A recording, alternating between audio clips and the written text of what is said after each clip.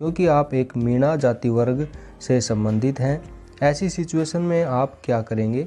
उम्मीदवार ने कहा, सर ऐसी सिचुएशन में मैं लड़की वाले पक्ष के लोगों को समझाने की कोशिश करूंगा और शादी के लिए राज़ी कर लूँगा। इसके लिए मैं वहां पर कुछ ऐसे लोगों की मदद भी ले सकता हूं जो हमारी शादी के पक्ष में हैं। सेकंड क्वेश्चन है, बोर्ड मेंबर ने पूछा, ये बताइए आपके जीवन पर सबसे ज़्यादा प्रभाव किसका रहा है, रानी लक्ष्मीबाई या रज़िया सुल्तान का? उम्मीदवार ने कहा, सर मेरे जीवन पर रज़िया सुल्तान का ज़्यादा प्रभाव है, क्योंकि रज़िया सुल्तान एक ऐसी महिला शासिका थी जिसने सन 1236 से 1240 तक दिल्ली सल्तनत पर राज किया और पर्दा प्रथा को ख़त्म करके पुरुषों की तरह दरबार में आना प्रारंभ किया। और रज़िया सुल्तान भारत की पहली महिला शासक भी थी। नेक्स्ट क्वेश्चन है, महिला उम्मीदवार से पूछा, मान लीजिए आप एक ज़िले की डीएम हैं और आपके पास कुछ लोग आते हैं जो बोल रहे हैं कि उनको एक ही जगह से एक ही समय पर जुलूस निकालना है। उनमें से एक हिंदू समुदाय से है, दूसरा मुस्लिम समुदाय से है। अगर उन्होंने जुलूस निकाला तो 100% दंगे फसाद होने की संभावना है। ऐसी सिचुएशन में आप क्या करेंगे? महिला उम्मीदवार ने कहा, सर ऐसी सिचुएशन में मैं उन लोगों को अलग अलग समय पर जुलूस निकालने के लिए कहूँगी। अगर वो नहीं मानते हैं तो मैं उन्हें साफ मना कर दूँगी कि उन्हें जुलूस निकालने की परमिशन नहीं मिलेगी। इस पर बोर्ड मेंबर ने फिर कहा कि मान लीजिए आपका जो सीनियर अधिकारी है वो कहता है कि आप एक विशेष धर्म वाले व्यक्ति को जुलूस निकालने की परमिशन दे दीजिए, आप क्या करेंगी? उम्मीदवार ने कहा, सर अगर ऐसा होता है तो मैं उनसे रिटर्न में यह लिखवा कर लूँगी कि अगर जुलूस के कारण कोई दंगा फसाद होता है तो उसकी जिम्मेदारी उनकी होगी। नेक्स्ट क्वेश्चन है, बोर्ड मेंबर ने कहा, मान लो आपका एक दोस्त है जो आपको समझा रहा है कि लड़कियां पैदा होना माँ बाप पर बोझ है। ऐसे में आपका क्या मानना है? उम्मीदवार ने कहा, सर ऐसा मानना बिल्कुल गलत होगा, क्योंकि लड़का हो या लड़की जिसने भी इस समाज में इस दुनिया में जन्म लिया है उनको समान अधिकार हैं। उनके माता पिता को उनका पालन पोषण बिना किसी भेदभाव के करने चाहिए। लेकिन समाज में कुछ लोग ऐसे भी हैं जो ऐसी सोच रखते हैं, एक लड़के और लड़की में भेदभाव करते हैं, उनके खिलाफ हम कानूनी कार्रवाई कर सकते हैं।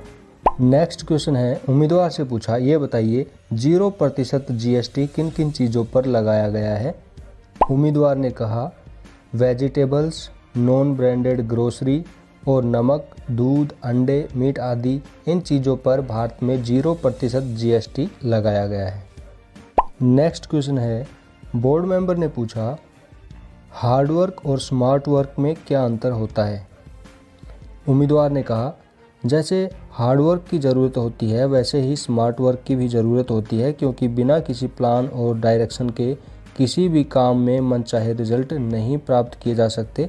हार्डवर्क में किसी काम को करने के लिए बहुत ज़्यादा मेहनत की ज़रूरत पड़ती है, जबकि स्मार्ट वर्क में उस काम को एक सही प्लान और स्ट्रेटजी के साथ बहुत कम समय में और बहुत ही कम मेहनत के साथ आसानी से किया जा सकता है। नेक्स्ट क्वेश्चन है, बोर्ड मेंबर ने पूछा, आप अपनी होने वाली पत्नी में कौन कौन से 5 गुण खोजेंगे? उम्मीदवार ने कहा, सर सबसे पहले मैं देखूंगा ईमानदारी, सच्चाई।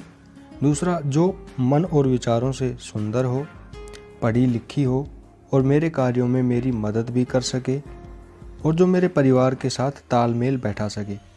ये 5 गुण मैं अपनी होने वाली पत्नी में चाहूँगा।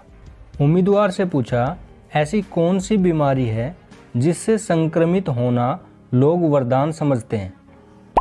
उम्मीदवार ने जवाब देते हुए कहा, सर मेरा मानना है कि चेचक एक ऐसी बीमारी है जिससे संक्रमित होना लोग वरदान समझते हैं।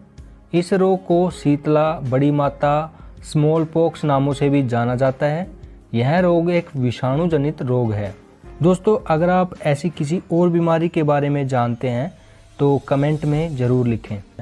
बोर्ड मेंबर ने उम्मीदवार से पूछा, आप किस राजनीतिक पार्टी को ज़्यादा पसंद करते हैं? दोस्तों, इस प्रश्न से आपको यह पता चलेगा कि इंटरव्यू के दौरान ऐसे सवालों के जवाब कैसे दें। उम्मीदवार ने जवाब देते हुए कहा, सर मैं अब तक यह नहीं समझ पाया हूँ कि कौन सी पार्टी मुझे ज़्यादा पसंद है, लेकिन हर पार्टी की कुछ बातें मुझे अच्छी लगती हैं। जैसे आम आदमी पार्टी ने शिक्षा और स्वास्थ्य के क्षेत्र में बहुत ही बढ़िया काम किया है। इसके अलावा बीजेपी में नरेंद्र मोदी जी के काम करने का तरीका मुझे बहुत पसंद है। इसी तरह अन्य पार्टियां भी मुझे कुछ हद तक अच्छी लगती हैं, लेकिन मैं पूरी तरह से क्लियर नहीं हूं कि मुझे कौन सी पार्टी ज़्यादा पसंद है। उम्मीदवार से पूछा गया, ये बताइए महात्मा गांधी की फ़ोटो पहली बार नोट पर कब छपी थी? उम्मीदवार ने कहा, सर गांधी जी की तस्वीर सन 1969 में छपी थी। सन 1969 में गांधी जी की जन्म शताब्दी को याद रखने के लिए पहली बार रिजर्व बैंक ने सेवाग्राम वाली तस्वीर के साथ 100 रुपये के नोट पर गांधी जी की तस्वीर छापी गई थी। इसके बाद सन 1987 में दूसरी तस्वीर छापी गई थी जो मौजूदा करेंसी नोट पर देखने को मिलती है। नेक्स्ट क्वेश्चन है, उम्मीदवार से पूछा गया, ये बताइए डिप्टी कलेक्टर और एसडीएम में क्या अंतर होता है?